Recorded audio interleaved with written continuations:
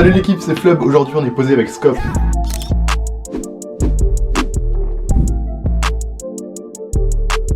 Pourquoi ce nom? Alors j'imagine que tu parles de Flub. Flub ça date genre littéralement d'il y a 8-10 ans peut-être. Depuis tout petit je fais du graffiti, je dessine beaucoup, de lettres etc, un peu de calligraphie et tout. Et je cherchais des lettres qui s'assemblaient plutôt bien. Et Flub est venu comme ça et j'ai tellement kiffé que c'est resté avec le temps. En général, c'est tout l'univers d'internet, ça va être sur Instagram, sur YouTube, il y a tellement de créateurs que je kiffe. Ça va pas forcément être des films ou des trucs plutôt classiques, ça va vraiment être des gars auxquels je peux vraiment m'identifier, qui m'inspirent au quotidien. Sur YouTube, Casey Neistat m'a matrixé pendant plein d'années, Emma Chamberlain, David Dobrik. En vrai, je peux pas tout citer parce qu'il y en a vraiment beaucoup, des gens qui j'aime bien le contenu, je trouve que c'est cool ce qu'ils font. Voilà un peu ce que sont mes inspirations au quotidien et ce qui me pousse un peu à bouger et créer des choses. Alors, j'ai quand même lancé la marque de vêtements avant d'avoir arrêté les cours. Je pense que c'est assez important quand même comme point. En vrai, j'ai pas tant de réponse à ça parce que je suis pas spécialement un mec de mode, machin chose. Le streetwear, c'est un univers que j'aime bien, même si je suis loin d'être un expert. Je m'habille pas spécialement ultra bien. Je trouve ça cool comme moyen en fait de créer un petit business des vêtements. Tu peux facilement créer un délire autour de ta marque. Le vêtement, c'est une excuse pour faire plein de choses autour qui vont être des petits projets comme le Capture Project qu'on a fait où on envoie les appareils photo à des gens un peu partout dans le monde. Voilà, c'est une excuse parmi tant d'autres et c'est cool parce qu'en vrai tout le monde a besoin de vêtements et en vrai si tu veux participer au projet, t'économises un petit peu et tu peux te choper un t-shirt et nous aider à évoluer. Je vends pas un logiciel, je suis pas une start-up, je fais pas une application mobile, je vends des vêtements. Et voilà, moi je fais des vêtements parce que j'aime bien ça mais je suis loin d'être un expert et je trouve ça, ouais, c'est assez universel en fait, ça parle un peu à tout le monde.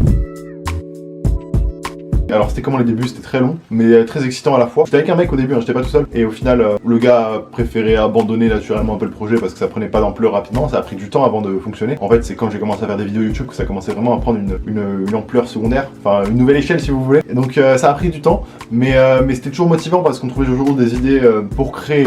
Nous, on n'était pas forcément là au début pour vendre beaucoup de vêtements, etc. C'était juste une excuse pour avoir un projet sur lequel on allait construire des trucs. Cependant, il y a eu des phases forcément où j'ai eu envie plein de fois de tout arrêter, évidemment.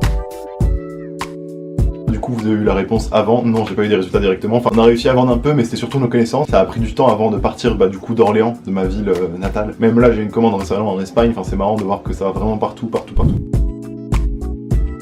Non, en vrai, c'est pas compliqué du tout. Déposer sa marque, c'est assez simple, ça coûte juste de l'argent. Et créer une micro-entreprise, c'est pas compliqué en soi. T'as assez de ressources sur internet pour faire tout ce que tu veux aujourd'hui. Peut-être que quand tu passes d'un petit projet à l'échelle d'un projet sérieux, là ça devient plus compliqué parce que ça engrange beaucoup plus de choses auxquelles j'ai peut-être même pas encore conscience aujourd'hui. Mais non, en vrai, ça va.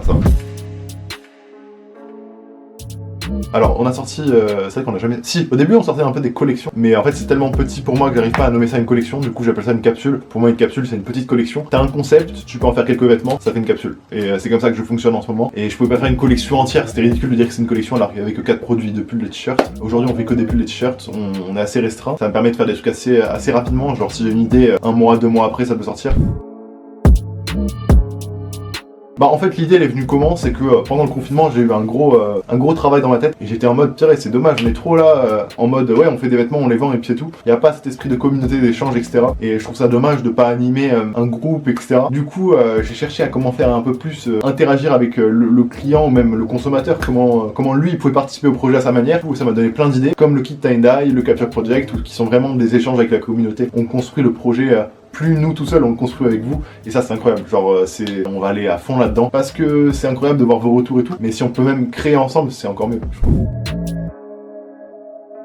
En vrai, elle est assez prête, il manque pas grand chose, il manque 2-3 éléments et faire les photos, les vidéos, mais ça c'est déjà dans ma tête, il suffit juste de les faire et ça prend pas beaucoup de temps de les faire. Là on cherche un local pour pouvoir avoir plus de place. Au début j'ai commencé dans ma chambre, maintenant j'ai une pièce dédiée dans ma maison et c'est encore trop petit, du coup on cherche un local pour pouvoir avoir un endroit où j'ai rien à faire et un endroit où je bosse. Du coup on cherche un local et dès que le local sera trouvé, que sera mis en place, ça va fonctionner. Je pense que c'est là où on sortira la prochaine capsule, peut-être début octobre, c'est la période où de toute façon beaucoup de marques sortent des capsules assez intéressantes. Bref, j'ai hâte de vous montrer tout ça, le dos du t-shirt, les autres produits, ça va être incroyable.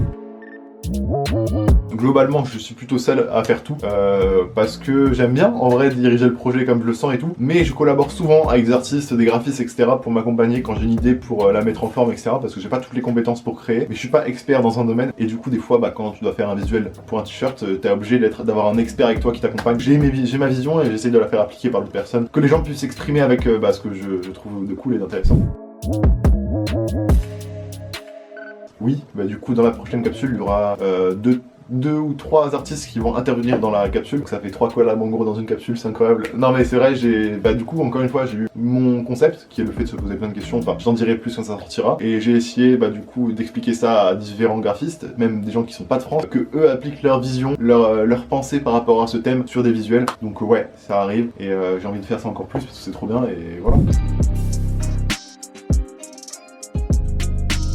Non, c'était pas aussi propre au début. Ceci dit, on essayait de se casser la tête dès le début. Hein. J'ai récemment une vidéo où on cherche un peu dans les archives les samples de la marque et depuis le début, on voulait genre avoir une étiquette et tout. Donc depuis le début, on a plutôt conscience de ce qui fait pro ou pas pro et on essaye de faire le plus pro possible. Au début, c'est compliqué de faire un beau site internet quand t'as pas beaucoup d'argent. Enfin voilà, plein de petits trucs comme ça et du coup, avec le temps, tu t'améliores, tu comprends ce qu'il faut améliorer, ce qu'il faut éviter de faire. Et donc non, c'était pas comme ça au début évidemment. Hein. Au début, j'avais un site qui était pas hyper beau. On a dû avoir 4 versions de sites différents avant d'arriver sur le site final là. Ça a pris du temps, mais je suis plutôt content, merci du coup, c'est gentil comme compliment, et je suis plutôt content de ce qu'on a comme site aujourd'hui, ça fonctionne bien, et faudrait peut-être rajouter plus de pages à l'avenir, plus d'articles et tout, mais on va alimenter tout ça. Oui, du coup, les locaux c'est en cours. Peut-être même que quand l'interview sortira, on aura des locaux. Suivez-moi sur Instagram, sur Facebook, sur partout. Vous verrez de toute façon, dès qu'on aura les locaux, ça va bombarder de vidéos dedans parce que je serai trop fier. Normalement, ça devrait se faire, si on ne s'est pas doublé ou autre, mais surtout qu'en fait, là, on est dans une période où pas beaucoup d'entreprises veulent investir dans de nouveaux locaux, etc. parce qu'elles ont peur. Nous, on a de la chance, on n'a pas été trop touché par le Covid. Au contraire, c'est bien développé pendant cette période-là. Donc ça devrait se faire. Pour ce qui est du coup, le pop-up store, carrément, j'espère pouvoir en faire l'année prochaine. Il y aura forcément, je pense, le sneaker event. On va voir pour faire un petit truc là-bas, du coup si les grands événements sont ouverts au public, enfin si le Covid ne gêne pas tout ça, mais pas dans les 6 prochains mois, je pense plutôt l'année prochaine. On veut pouvoir connecter un peu avec les gens, que ce soit à Orléans, à Paris, on va retrouver comment faire ça, mais on y réfléchit. Du coup, non, j'ai pas tout de suite décidé d'ouvrir une chaîne YouTube pour la promo. J'ai dû attendre, je pense, 8-9 mois après le lancement de la marque pour créer une chaîne YouTube. Du coup, c'est arrivé bien après, même si je voulais faire des vidéos depuis longtemps et que c'est pas mes premières vidéos en vrai de vrai. Je voulais, voilà, construire une petite communauté autour du truc des vêtements, donc voilà.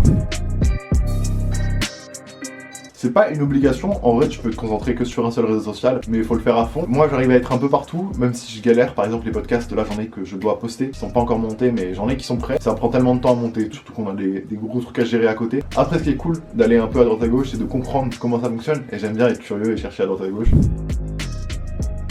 D'avoir un local. Il me faut absolument un local, du coup j'aimerais bien que ça se fasse. Normalement c'est bon. Mais en vrai, je sais pas qu'est-ce qu'on peut me souhaiter pour la suite. De travailler plus parce que c'est pas de la chance, c'est juste du travail je pense, je sais pas comment vous dire. En vrai de vrai, je pense que ça va être d'être heureux et de continuer ça le plus longtemps possible. Voilà, en tout cas merci à vous de m'avoir accordé un peu de temps. Et merci à vous qui avez regardé la vidéo, c'est trop cool. On se retrouve bientôt du coup pour de nouvelles choses. Et merci à Scope de m'avoir accordé ce temps d'expression. A bientôt.